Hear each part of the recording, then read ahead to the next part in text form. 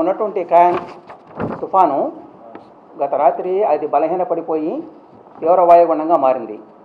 అది ఈరోజు ఉదయానికి 8:30 గంటలకి అది ప్రస్తుతానికి విశాఖపట్నానికి 310 కిలోమీటర్ల దూరంలో ఆగ్నేయ దిశగా ఉంది. అదే మచిలీపట్నానికి వచ్చేసరికల్లా సుమారుగా 420 కిలోమీటర్ల దూరంలో తూర్పు దిశగా ఉంది. తీవ్ర వాయుగుండము ఇంకా క్రమంగా బలహీనపడి ఇంకా 24 గంటల్లో, ముఖ్యంగా ఈరోజు రాత్రికి ఆ ప్రాంతంలోనే ఇది వాయుగుండంగా బలహీనపడే అవకాశం ఉంది. ఆ తర్వాత ఇంకా 24 గంటల్లో అది అల్పపీడనంగా కూడా మారే అవకాశం ఉంది. ఇది ప్రస్తుతం సిస్టమ్ బలహీనపడుతుంది కాబట్టి దాని గమనం కూడా పెద్దగా ఉండదు. ప్రస్తుతం మాత్రం అది పశ్చిమ నైరుతి దిశగా కొద్దిగా కదులుతోంది.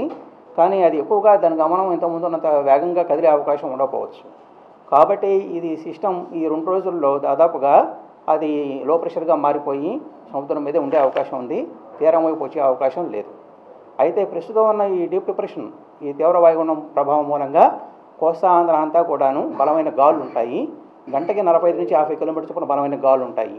రేపు కూడా బలమైన గాలులు కొనసాగుతాయి. రేపు దక్షిణ కోస్తా మీద కొద్దిగా కోస్తాంధ్ర అంతా కూడాను కొన్ని చోట్ల తప్పకుండా వర్షాలు పడే అవకాశం ఉంది. కానీ అన్నీ కూడా సాధారణ వర్షాలే ఉంటాయి. మొత్తం మీద మాత్రం ఈ సిస్టమ్ దాదాపుగా ఎక్కువ భాగం కరిగిపోయే అవకాశమే ఎక్కువ ఉంది. తీరం దాకా వచ్చే అవకాశం మాత్రం ఉండదు. కాబట్టి వర్షాలు దీని మూలంగా ఇంతకుముందు అనుకున్నట్టుగానే ఎటువంటి పరిస్థితుల్లోనూ తీర ప్రాంతం మీద, ముఖ్యంగా కోస్తాంధ్ర మీద పెద్దగా ఎక్కువగా ఉండవు. గాలులు మాత్రం కొనసాగుతాయి.